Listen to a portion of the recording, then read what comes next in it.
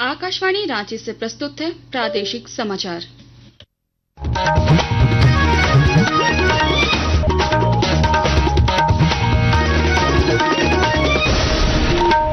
नमस्कार, प्रादेशिक समाचारों के साथ मैं पूजा कुमारी। पहले मुख्य समाचार। प्रधानमंत्री मोदी ने NXT कॉन्क्लेव में न्यूनतम सरकार अधिकतम शासन को बताया सफलता का मंत्र। कहा, दुनिया 21वीं सदी के भारत की ओर उत्सुक।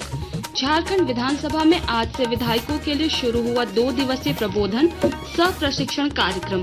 राज्यसभा के उपसभापति, विधानसभा अध्यक्ष, मुख्यमंत्री समेत मंत्री और विधायक हुए शामिल। आज चांद नजर आने के बाद रमजान का पवित्र महीना शुरू। कल रखा जाएगा पहला रोजा।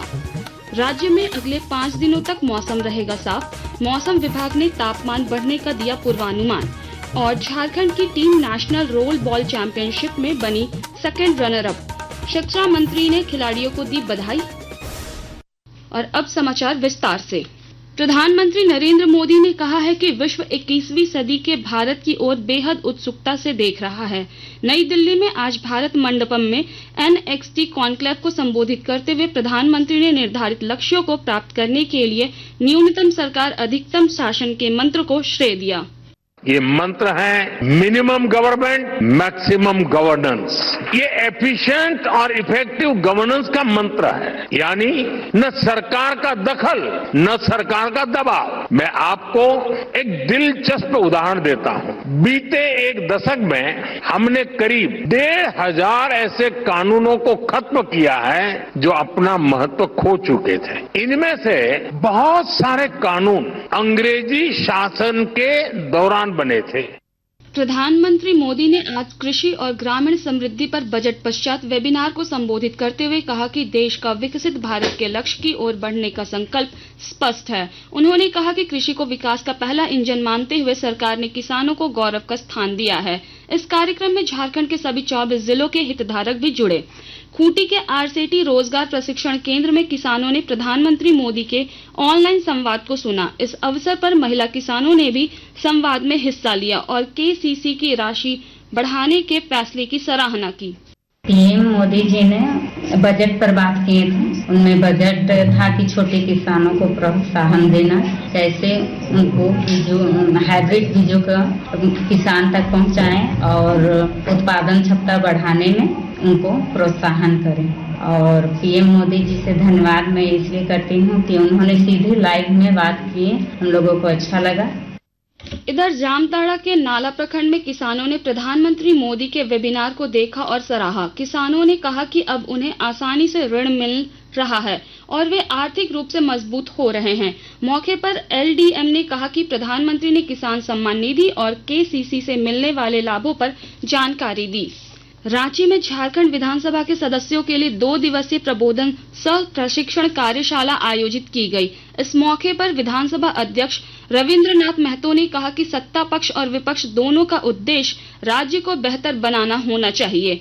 उन्होंने विधायकों से सदन में शोर शराबा और व्यवधान डालने से बचने की अपील की। यह प्रबोधन सत्र उद्देश्य पूर्ण तरीके से बजट सत्र के दौरान रखा गया ताकि आपसे इन सत्रों के दौरान जो एकेडमिक डिस्कशन हो और बेहतर तरीके से समझ सकें। माननीय सदस्यगण, लोकतंत्र में विधायिका का सबसे महत्वपूर्ण स्थान है। आप राज्य के विधायिका के सदस्य होने के नाते राज्य की कोष पर नियंत्रण रखते हैं। आप सदस्यों के मत की शक्ति से ही कार्यपालिका आपके द्वारा बनाए गए कानून के अंतर्गत खर्च करती है। राज्यसभा उपसभापति हरिवंश ने विधायकों को संसदीय विशेषाधिकार और नियमों के पालन पर जोर दिया। मुख्यमंत्री हेमंत सोरेन ने कहा कि लोकतंत्र को मजबूत बनाना सभी की जिम्मेदारी है। ये लोकतंत्र का सबसे बड़ा मंदिर, इस लोकतंत्र का यही एक मंदिर है जहाँ पर किसी के साथ कोई भेदभाव या रोक टोक नहीं है। इस मंदिर में आने का ये एक ऐसा व्यवस्था है जिसके माध्यम से ये देश बंधा है और दुनिया में भी आज हमारे इस लोकतंत्र को सलाम करता है। और ये कितना मजबूत बना रहे, कितना हम और इसको मजबूत कर सके, ये हम सब पर निर्भर करता है। संसदीय कार्य मंत्री राधाकृष्ण किशोर ने राज्य की आर्थिक मजबूती और केंद्र से बकाया कर राशि मिलने पर बल दिया। हिंदुस्तान की विधायिका इतनी कमजोर नहीं है कि वो कार्यपालिका के गलत काम में नियंत्रण नहीं कर सकते। लेकिन सचमुच आप एक विधायिका की शक्ति लेकर के बैठे हैं तो मैं फिर कह रहा हूँ, चाहे वो प्रखंड स्तर के कार्यालय हो, अनुमंडल हो या फिर जिला स्तर के या राज्य स्तर के कार्यालय, नियम के खिलाफ अगर कोई काम हो रहा हो, कोई अधिकारी यदि लापरवाह है तो मैं समझता हूँ कि विधायिका इतनी कमजोर नहीं है कि उनके इस कृत्य के ऊपर विधायिका का नियंत्रण नहीं होगा। ये सबको समझना पड़ेगा। रांची के विधायक सीपी सिंह ने झारखंड विधानसभा सत्र की अवधि बढ़ाने की जरूरत बताई। आकाशवाणी के ताजा तरीन समाचारों के लिए आप हमारी वेबसाइट newsonair.gov.in पर लॉग ऑन कर सकते हैं। ताजा समाचार X handle @AIR news alerts और Facebook page All India Radio News पर भी उपलब्ध है।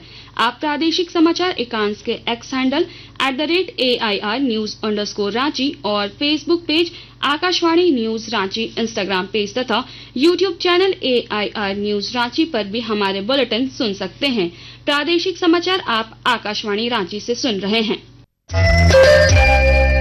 आज चांद नजर आने के बाद कल से रमजान का पवित्र महीना शुरू होगा। कल पहला रोजा रखा जाएगा और इस पूरे महीने विशेष रात्रि प्रार्थना तरावी अदा की जाएगी।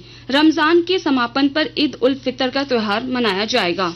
टीबी मुक्त भारत अभियान को लेकर हजारीबाग में कई कार्यक्रमों का आयोजन किया जा रहा है और जानकारी दे रहे हैं हमारे संवाददाता। केंद्रीय स्वास्थ्य और परिवार कल्याण मंत्री जगत प्रकाश नड्डा ने 7 दिसंबर 2024 को 100 दिवसीय गहन टीबी मुक्त भारत अभियान की शुरुआत करने के बाद से हजारीबाग में कई कार्यक्रम का आयोजन किया जा रहा है। अब तक जिले में 594 टीबी मरीज चिन्हित किए गए हैं, जिनका इलाज शुरू कर दिया गया है। स्वास्थ्य कर्मी सुदूरवर्ती क्षेत्रों में जाकर लोगों को जागरूक कर रहे हैं। वैसे व्यक्ति जो संदिग्ध है उनका जांच भी किया जा रहा है। गौरव प्रकाश, आकाशवाणी समाचार, हजारीबाग। और अब कुछ संक्षिप्त खबरें। झारखंड के डीजीपी अनुराग गुप्ता के आदेश पर सभी जिलों और इकाइयों से अनुशासनहीन पुलिस अफसरों और कर्मियों की सूची मांगी गई है। इस सूची के आधार पर डीजीपी स्तर से कार्रवाई की जाएगी। आदेश में पुलिस कर्मियों के आचरण से जुड़े 7 प्रमुख बिंदुओं पर रिपोर्ट मांगी गई है। बोकारो जिले में राज्य स्तरीय विधिक सेवा सह सशक्तिकरण शिविर का आयोजन किया गया। कार्यक्रम में 12 करोड़ से अधिक परिसंपत्तियों का वितरण किया गया है। मौके पर मुख्य अतिथि न्यायमूर्ति सुजीत नारायण प्रसाद ने महिलाओं को योजनाओं का लाभ दिलाने पर जोर दिया है। हजारीबाग जिले में युवाओं के लिए रोजगार सृजन मेला आयोजित किया गया। इस मेले का आयोजन ग्रामीण विकास विभाग और JSLPS के सहयोग से किया गया। उपायुक्त नैन्सी सहाय ने मेले का उद्घाटन किया है और युवाओं को रोजगार के अवसरों का लाभ उठाने के लिए प्रेरित किया है। राज्य में अगले 4-5 दिनों में तापमान में 3 से 4 डिग्री सेल्सियस तक बढ़ोतरी की संभावना है। मौसम विभाग के अनुसार फिलहाल मौसम साफ रहेगा, जिससे तापमान में वृद्धि होगी। झारखंड की टीम ने तमिलनाडु में हुई 21वीं senior national role ball championship में सेकंड रनर अप का खिताब जीता है। जीत के बाद टीम ने जमशेदपुर में शिक्षा मंत्री रामदास सोरेन से मुलाकात की। मंत्री ने खिलाड़ियों को बधाई दी और राज्य सरकार की खेल नीति के तहत सुविधाएं देने का आश्वासन दिया। झारखंड राज्य की हमारी रोल बॉल में जो खेलने इंटरनेशनल में खेल करके तमिलनाडु में 3रे नंबर प्राइज जीत करके आया, इसको मैं तहे दिल से धन्यवाद देता हूं। और मैं इन तमाम खिलाड़ियों को ये हिम्मत दिलाना चाहता हूं कि आप हिम्मत के साथ आगे बढ़िए, आपके साथ हमारी सरकार है। आईसीसी चैंपियंस ट्रॉफी का मैच 11 कराची नेशनल स्टेडियम में दक्षिण अफ्रीका और इंग्लैंड के बीच खेला जा रहा है। जानकारी प्राप्त होने तक इंग्लैंड ने 38.2 ओवर में 179 रन बनाए। जानकारी प्राप्त होने तक दक्षिण अफ्रीका ने 8 ओवर में 1 विकेट खोकर 43 रन बनाए हैं। अंत में मुख्य समाचार एक बार फिर। प्रधानमंत्री मोदी ने NXT कॉन्क्लेव में न्यूनतम सरकार अधिकतम शासन को बताया सफलता का मंत्र। कहा दुनिया 21वीं सदी के भारत की ओर उत्सुक। झारखंड विधानसभा में आज से विधायकों के लिए शुरू हुआ 2 दिवसीय प्रबोधन सह प्रशिक्षण कार्यक्रम। राज्यसभा के उपसभापति, विधानसभा अध्यक्ष, मुख्यमंत्री समेत मंत्री और विधायक हुए शामिल।